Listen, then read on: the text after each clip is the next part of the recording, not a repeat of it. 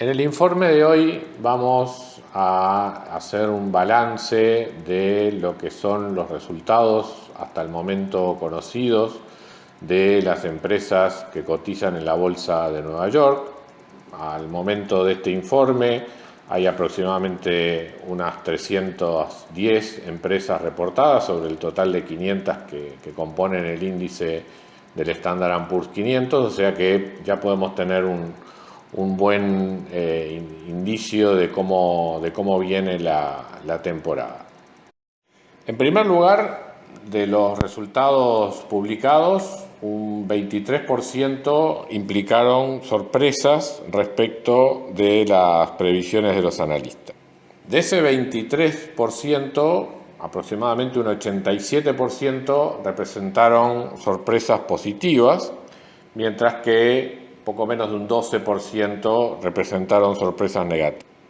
Esto es, en líneas generales, no solamente la temporada viene siendo buena en cuanto a resultados, o sea, el crecimiento de las ganancias con respecto al año pasado, no olvidemos que es el primer trimestre COVID,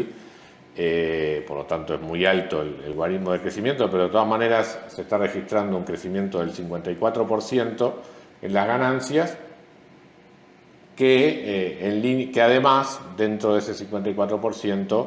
hay un componente de empresas que tuvieron un desempeño incluso mejor que el que se esperaba previamente. El Standard & Poor's 500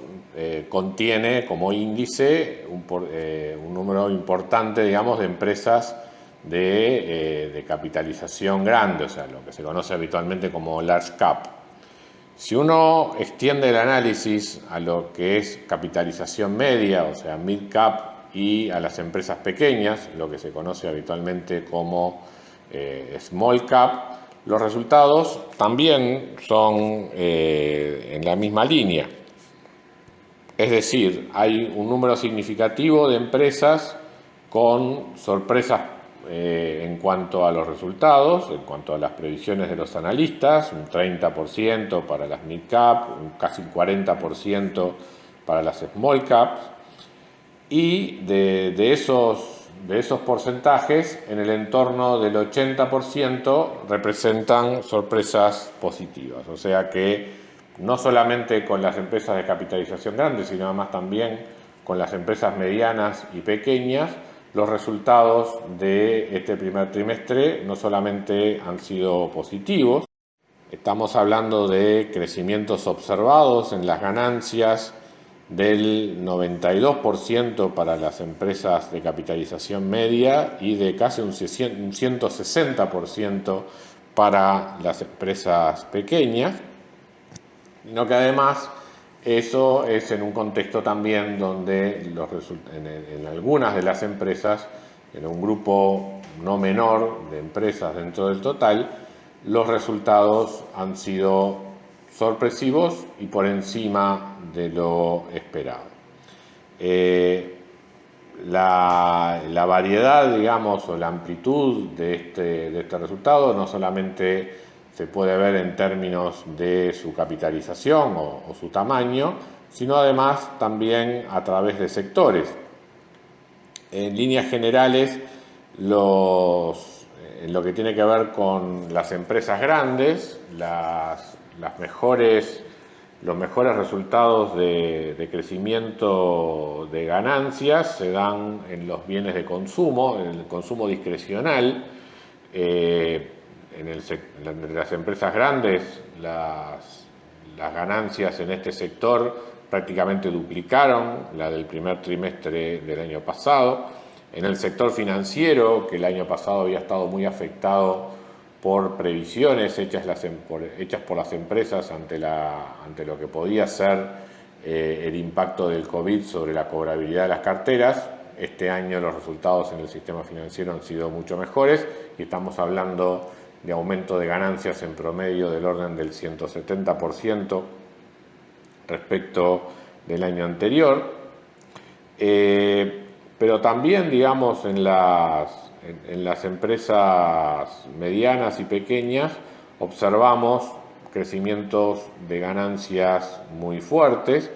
quiero destacar lo que ha sido el aumento de las ganancias en el sector de bienes de consumo discrecional entre las empresas pequeñas. Estamos hablando de aumento de ganancias de prácticamente un 1000% respecto del año pasado. O sea, no olvidemos que la base de comparación es un trimestre donde habían empezado a aplicarse las medidas de cierre el año pasado y que justamente esas medidas de aislamiento habían tenido un particular impacto sobre los pequeños comercios. Justamente estos resultados lo que muestran es una importante recuperación en ese sector, que además también tiene fuertes implicancias en lo que tiene que ver con la generación de empleo. Por lo tanto, como primera conclusión, con este avance del 60% en los resultados de las empresas, podemos concluir que está habiendo un crecimiento muy fuerte de las ganancias, eso ya se esperaba, dada la base de comparación,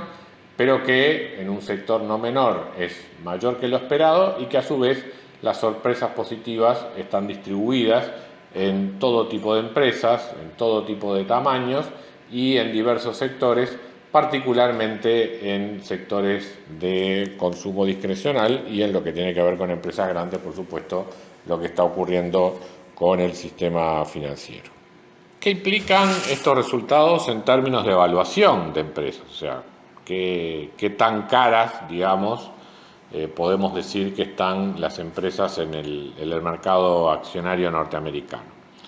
El último trimestre del año 2021 terminó con resultados operativos por acción en el orden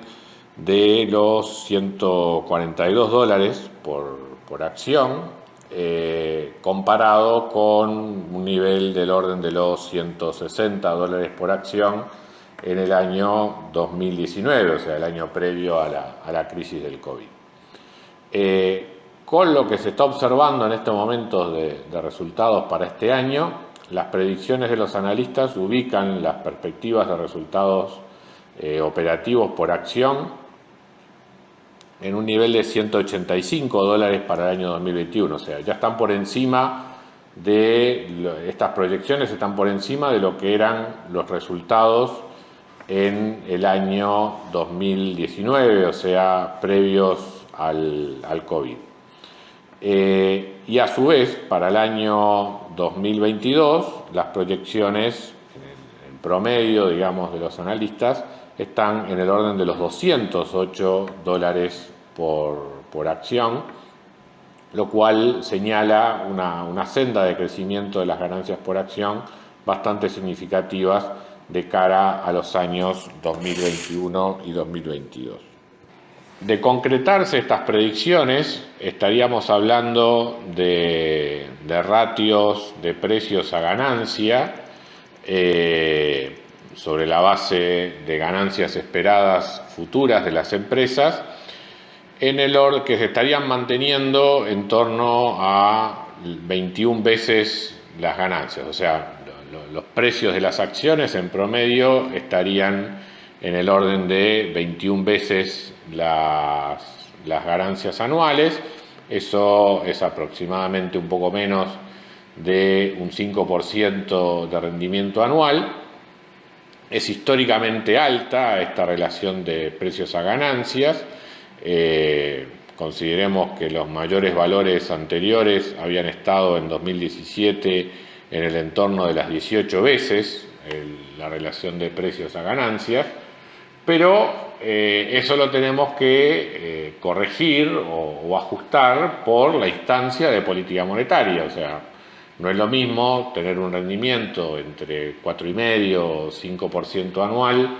con tasas de interés del orden del 2%, con tasas de interés del orden del prácticamente el 1 o 1,5%,